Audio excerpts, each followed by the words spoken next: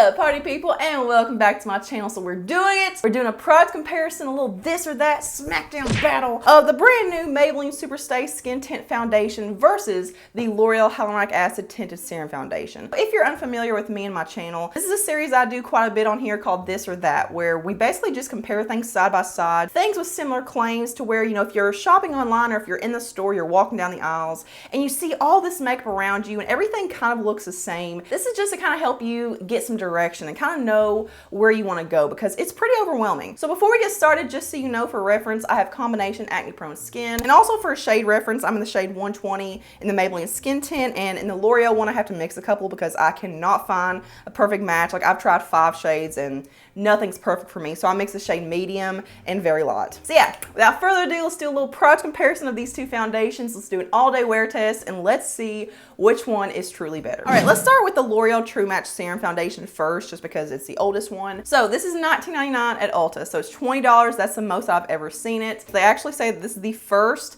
tinted serum foundation with 1% hyaluronic acid. Luminous mineral pigments provide sheer lightweight coverage for a brightened complexion, while hyaluronic acid gives skin a hydrated feel and smooths over time. So I'm sure everyone knows by now, but in case you're looking at this and you're like, wait a minute, why does that not look like what I'm used to seeing? Normally it looks like this. It has a medicine dropper. This is super messy. Like when you put the medicine dropper back into the bottle, it just kind of like oozes out the side, and it's not fun to travel with. It's not fun to store. It's a wreck. So I found these on Amazon, these little like gold pumps that are supposed to be for the L'Oreal, like the original True Match foundation, but they actually work for the serum foundation as well. So I will link them below. I think it's like a pack of 2 for $7 or $8. Yeah, it's worth it. Moving over to the Maybelline Skin Tint Foundation. So this is $17.99 at Ulta, but they have 18 shades versus the L'Oreal one, which has 14. So I think that's a nice improvement. So it says delivers bright, buildable light to medium coverage for a skin-like finish and a natural radiant look. Weightless feel up to 24-hour wear. Resists sweat, humidity, and fading. Vitamin C infused vegan formula brightens skin instantly and also over time. So what I think is really interesting about this, if you don't know, L'Oreal is actually the parent company of a lot of makeup brands, but Maybelline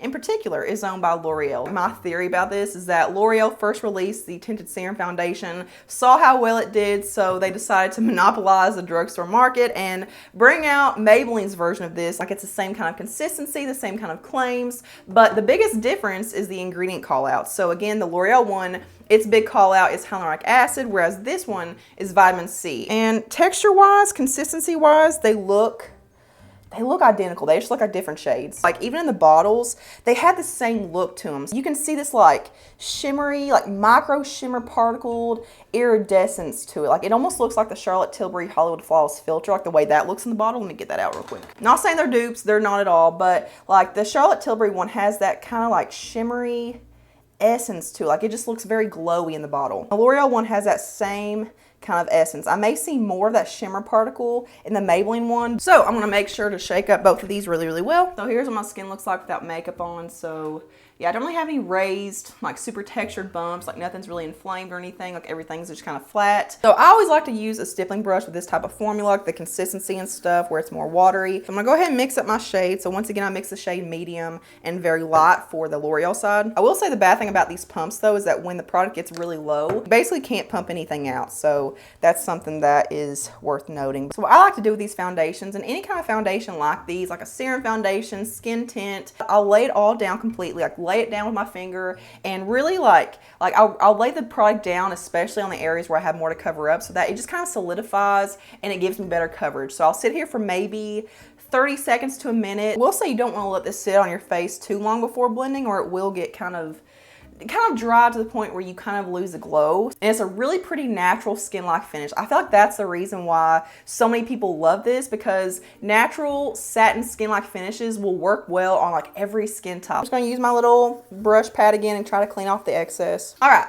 mostly clean brush. So going into 120 in the Maybelline Skin Tint, I'm just gonna go ahead and dot this all over my face, kind of lay down the base work. And doing this method where you lay it down first with your finger and kind of let it solidify and dry down also makes it work better with sponges. So if you don't want to use a brush, or you just like the finish of a sponge better, by letting it solidify, you're not absorbing so much product with the sponge. Once again, I'm gonna wait, I don't know, maybe like 30 seconds, 45 seconds, something like that. And I'm gonna apply it the exact same way in circular motions. All right, so there's that side. So once again, don't need to apply a second layer, which is very surprising. So this, right off the bat, like if you do the little solidify technique, will give you, or gives me anyway, full coverage, covered up everything. The blending process on both of these is just effortless. Like it is so dreamy. They're fun to apply. Yeah, here's the L'Oreal side. Here is the Maybelline side. So let's turn on the ISO even more now, get up close. You can check out my pores, really get in there, just get in there. They both sit so pretty and naturally on my pores. So I really don't see a big difference from side to side. Like the texture of them look the exact same. There is a little bit more glow on my skin with the Maybelline foundation. I feel like the L'Oreal one is just a little bit more of like a set down semi-matte finish. They're both super lightweight, very, very thin, very like movable with your skin. Like it feels like your skin. Like it feels like there's nothing on here. All right, guys, here's the finished look. So once again, everything I've used today will be listed below in the description box for a full-on breakdown. Check down there. I see a little more glow and radiance when I move my head on the Maybelline side, but I mean, as far as how they look on the skin, they sit the exact same way. It's just kind of funny about how not subtle they are about it. They don't try to be inconspicuous at all. Like they put them in the exact same bottle, the exact same packaging, medicine dropper. Oh, we'll put hyaluronic acid in this one, vitamin C in this one. They'll never know the difference. I will say, just from using the Maybelline one very consistently here recently, I have been totally in love with it. Like for those of you that have been asking for an update, like do you still like it? I am mind blown by it. I've not had a bad day since I started using this, and I've had bad skin days. Like today's a good one, but I have had pretty bad acne days where I've got a lot of flare-ups and stuff, and it still looks amazing on my skin, which is very, very rare. But yeah, I'll see you guys later on tonight to conclude the wear test and do a final roundup and figure out which one, once and for all, is better in my opinion. So I'll see you guys. Alrighty guys, final checkout time. So it is now 12:08 at night. Our check-in time was 2:40, which means that we are, what, 9.5 hours working on 10. We'll probably get to 10 by the time we get done with this video because I've got a lot to say. Just a little reminder, this is the Maybelline side on the left and this is the L'Oreal side on the right. So I'm gonna do this in a couple different parts, okay? So part one is gonna be my observations, getting up close, just kind of giving you guys my opinion, like which one I like better, the differences I see. Part two is going to be the ingredient breakdown. So I've actually sat here for about 45 minutes going through ingredient by ingredient, each formula. So to keep it short and sweet, I see very few differences. Honestly, the differences kind of balance each other out. Like it's kind of like a teeter-totter. Like, you know, one may be better in one circumstance, but then it's got a downfall that the other one doesn't have. You know what I'm saying? The L'Oreal side, I feel like held up better in terms of the cheek products. Like I feel like my cheek products are just going stronger. Like it just looks a tad bit fresher versus the Maybelline side where I do have a little more fading. Like the colors just aren't as intense and strong. That could be different factors. That could be because my little girl may have touched this side of my face more. I don't know. Maybe I touched this side of my face more. Also on the L'Oreal side, I feel like my acne isn't peeking through as much as this side where I've got some more fadings. However, on the L'Oreal side, I see dryness and texture right around my blemishes right through here. So anywhere where there was like a kind of textured, scabby kind of blemish, it just looks more dry, it looks more emphasized and just kind of powdery, whereas I don't see that problem on the Maybelline side. But the way both of these sit on the skin, the way they sit on my pores, like how they look from side to side, the finish of both of them, you can see like the same amount of oil peek through on both sides, like not shiny, not greasy, just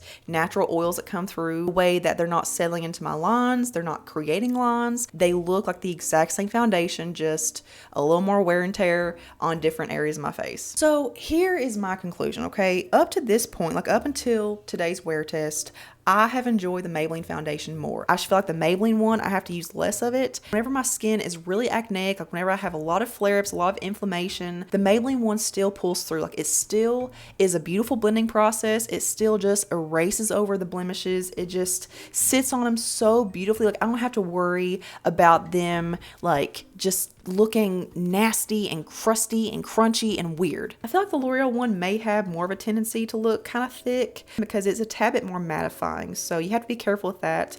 You can't apply too many layers, whereas the Maybelline one, it's just a tad bit more forgiving in my opinion. Yeah, I love both of these. I think they're absolutely amazing. I think the drugstore absolutely killed it. But if I were told that I could only choose one, I would pick the Maybelline foundation. So now to part two, which is the ingredient comparison, like a little breakdown of of the ingredients. So I am going to pop up a picture of the ingredients. I'm going to keep it up until I get done talking about the little color coding system and stuff. So pause it, screenshot it, whatever you need to do. I'm gonna try to keep it up as long as possible. So yellow means that they appear in both formulas. So they may not be in the same order, so maybe different concentrations, but it is present in both formulas. You're going to see a lot of yellow. Then green means that that ingredient is exclusive to that formula. So there is no difference whatsoever until 7 ingredients in. To me, a lot of the differences just look like wordplay. Like, it just looks like semantics. For example, L'Oreal uses aluminum, and I'm going to butcher this, aluminum borosilicate, and then Maybelline says calcium aluminum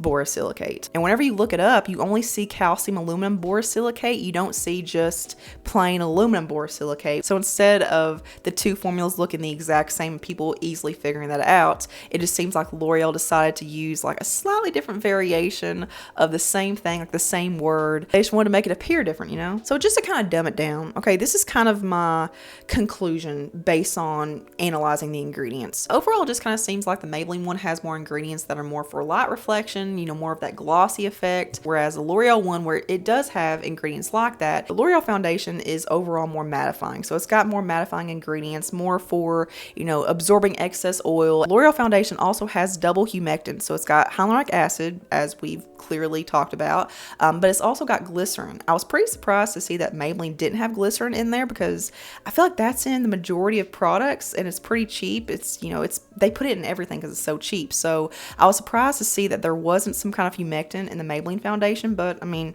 with or without it, it still works really well, so it's whatever. Then also, again, this is based off my very minimal research and my very minimal vault of information about ingredients. It just seems like the L'Oreal foundation has overall higher quality ingredients in it, which kind of should be the case because it is more expensive. And then let's talk about the vitamin C in the Maybelline foundation. So this to me is a very clear-cut example of using the bare minimum just to be able to legally put a claim on the front. There is technically vitamin C in here, but it's in the form of ascorbyl glucoside, which based on my, again, minimal research, is a less potent but also very stable form of vitamin C. I think it does turn into vitamin C in the skin, but they use it because it's suitable for all skin. Like, there's very little irritation that's known to be had with it. Yeah, according to Paula's Choice, it says that it maintains many of the same benefits as pure vitamin C. It easily penetrates the skin, brightening and tone improving benefits enhanced by niacinamide, excellent antioxidant to improve skin's environmental defenses. When properly formulated and absorbed into the skin,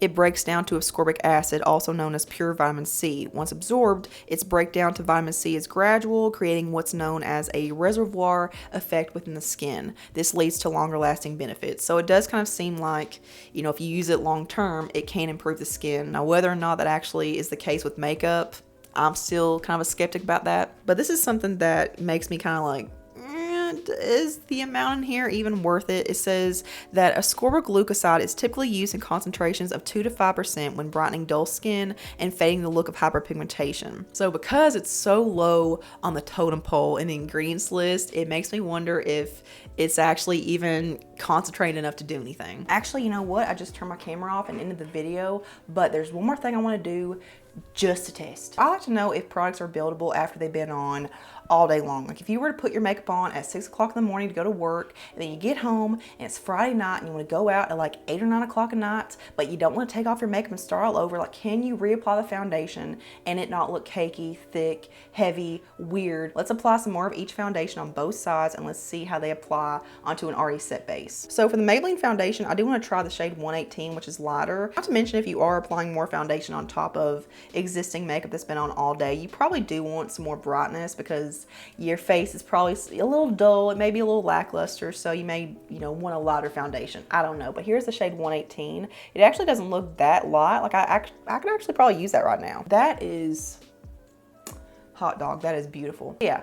Full layer foundation, cheek products, concealer, setting powder, the whole shebang, and it still goes on looking just as freaking magnificent as it did on bare skin. That is impressive. No streakage, no lines, nothing. It does not look cakey. It does not look extra thick, extra heavy. It just looks like I applied my foundation for the first time. That is amazing. Yeah, I'm gonna do the exact same thing on this side. Already, I've had to use more product to distribute across my face. Not a big deal, but it's just more product. Even looking at the back of my hand, like the L'Oreal foundation just looks just more mattifying. Like there's just more of a dryness to it versus the Maybelline one, which just kept looking juicy and glossy and stuff. So I'm definitely seeing the mattifying ingredients like working in here. Like I do definitely see that this one has a little more dryness to it. The Maybelline one is just more forgiving. I mean, it's still pretty impressive. Like considering I'm putting this onto a set base that's been on all day long, it's not bad. I'm just,